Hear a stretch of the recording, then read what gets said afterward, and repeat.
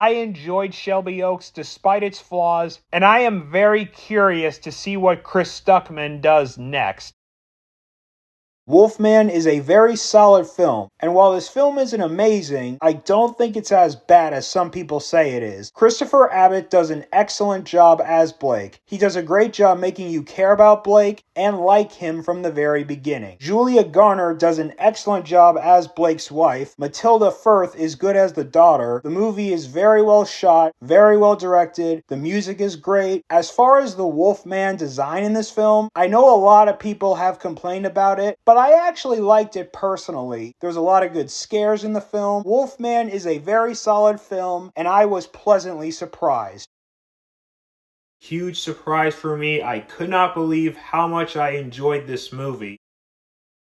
28 Years Later is a phenomenal movie. Aaron Taylor Johnson does a fantastic job as the father in the movie. Alfie Williams is absolutely outstanding as Spike. He gives the best performance in the whole movie. Jodie Comer does a terrific job. Ralph Fiennes is absolutely outstanding despite his limited screen time. The movie is very well shot, very well directed, very intense. In terms of flaws with the movie, I will say this. The very last scene before the credits roll is a bit weird. I absolutely love 28 Years Later, and in my opinion, this is one of the best films of the year.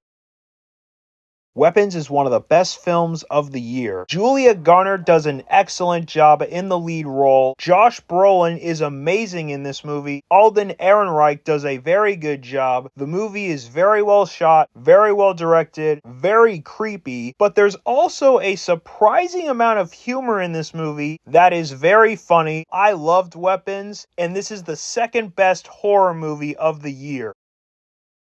Sinners is a masterpiece. Michael B. Jordan does a flawless job as the two brothers in this film. There were times where I'm like, oh my god, he is so good at playing two different people that I forgot Michael B. Jordan was one person. Miles Caton was fantastic in this movie, and this is an outstanding debut for him. He has a bright future ahead. Delroy Lindo gives an excellent performance. Haley Steinfeld is terrific. Jack O'Connell does a great job as the villain. The movie is very well directed, very well shot. The soundtrack is great. I love how the first half of this movie builds up the characters. The first half was really well paced. It got me invested in the characters, so that way in the second half, when all of the horror elements come into play, I cared about the characters and I cared about what could happen. I absolutely love Sinners, and in my opinion, this is easily the best film of the year so far.